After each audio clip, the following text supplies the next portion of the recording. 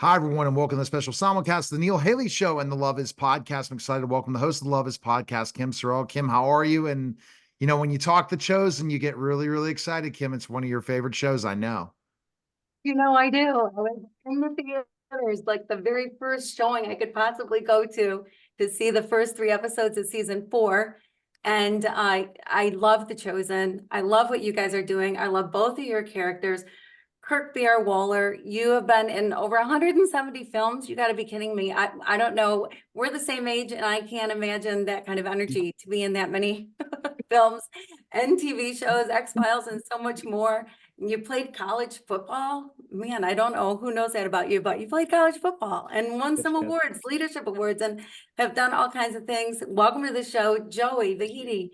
Oh my word, Joseph, I love your character. It's just amazing. And Joey, you've done some great things. You're an earthbender. I think that's pretty amazing. So anyway, welcome to the show. I'm so glad to have both of you here. How is season 4 going for you with the big launch?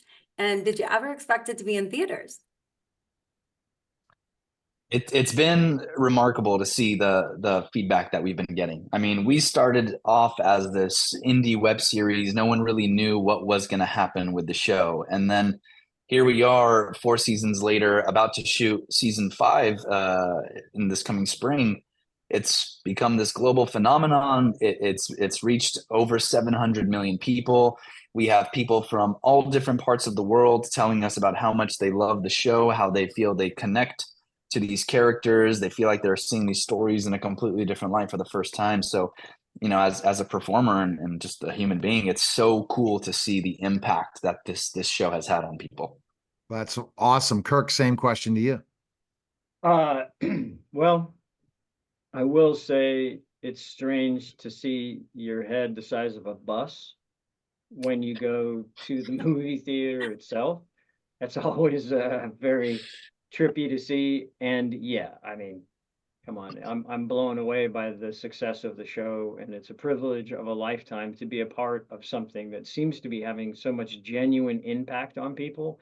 Like, all theatrical businessy stuff aside, the fact that people are having it has an effect on their lives. I mean, what a great thing is that? I think we all want to try to do good in this life, right? And so to be a part of something that seems to be doing good, amazing. And the fact that it's in movie theaters and there is a collective experience and that it's doing so well at the box office. I think it's up to 14 million for the first 3 episodes, and the next 3 are starting today. Yeah, isn't that crazy? $14 million, 15 million. It's great. So it's a blessing, and I'm very grateful. Yeah, well, and they want to put it out in 600 languages, which I think is incredible, very ambitious, but God can kind of do anything because he's kind of cool that way. So, Kirk, you play Gaius, and Yes, what ma'am. an interesting character. I think it's so great to have Gaius on the show, to have this balance, because I think so much in life we think of good guys and bad guys, and nobody thinks they're a bad guy, right? Like, Yes. Gaius doesn't realize he's on the bad guy team, because it's just kind of funny to me. So you kind of play, one foot in each world. And what is it like? How do you see the good guy, bad guy thing?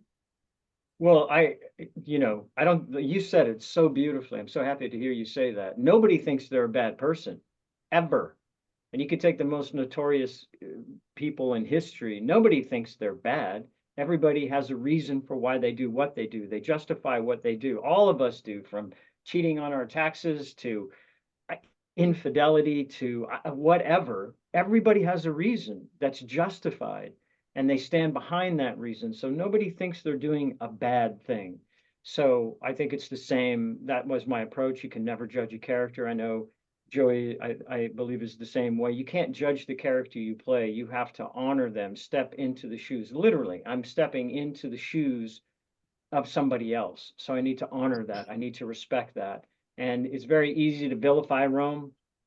Hey, Rome's pretty rocking. They did some amazing things. They did occupy, but they also brought infrastructure and water and medicine and so many great things. The calendar. So, Yeah. you have to look at things. Hey, Super Bowl, They're still using Roman numerals, just saying.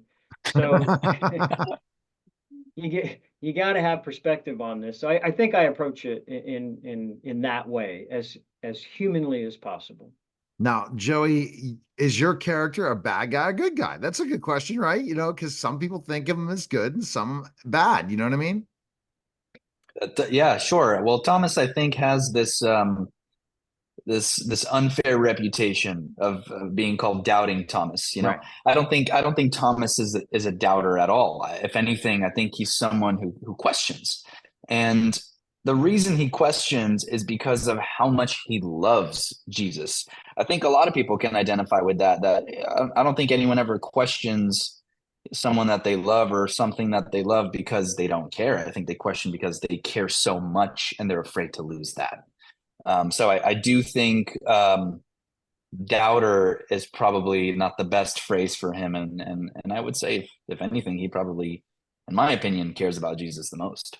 See, that's an Yeah. interesting thing. Kim, would you agree with that point? I wouldn't, but I haven't gotten the chance to really go through and binge through The Chosen, which is going to take me a long time. But really, that I would think it differently the way I was taught about Thomas. Kim. Oh yeah, no, I love the way Thomas is portrayed for sure. And I absolutely. And even in the Bible though, he had a moment of doubt. It's not like he was just a doubter. It was just a moment of doubt and wanted some proof, right? And but otherwise he was a faithful follower. And I love it that you seem so intimidated by Yasmin's beauty, you know, Rama's beauty, and how that dynamic works is so cool. One thing that I love about The Chosen too is that it's so groundbreaking and the way that Dallas has put it together. And I think about like his dad with the Left Behind series, that was groundbreaking. And then this too is groundbreaking. And to put it out there, the life of Jesus in a way that is so human and so incredible. And I love that. And Joey, I think I heard a story about when you were first on the set and Jesus came over and knocked into you, and Yeah. what was that about? Yeah, so this was I was only on set for 1 week in season one. It was the last week of filming, and this is the moment where we were about to film Thomas and Jesus looking at the urns filled, you know, and wondering like, what are we going to do now that the wine is out? They're standing next to each other, and I think they're both standing like this, right? Before the take, this was probably like 2 a.m. We were shooting this, and before the take, Jonathan walked by me and just kind of, you know, gave me a little nudge on the shoulder, and I looked back, and he didn't look at me, he didn't really acknowledge me or anything, but it was kind of this unspoken thing where he was kind of saying to me in a way like, hey, you know, I'm coming for you, or whatever it was, right? Or like, get ready. And you know, that's probably like my second day on set or something like that. But it was such a great moment because it was his way of telling me we're teammates, right? We're doing this together. And I think that transfers over to a lot of what you see on screen, because in a way, everybody is a teammate. All the disciples are this team of people who, like a sports team, each have their own individual unique role and job to do.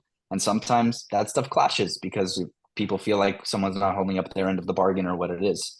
With season 4, I think you're going to see a lot of that stuff happening. And I think you're going to start to see people getting really scared because their leader is now doing things that are seriously endangering people. It's no longer just a radical message. It is a radical message to the highest of authorities, and people are taking notice. All right. So season 4 available in theaters, The Chosen. Appreciate it, guys. Worldwide. Thanks for stopping by. Thank you. Thanks for having us. All right. That was a special simulcast, Neil Haley Show on the Love Is podcast, guys.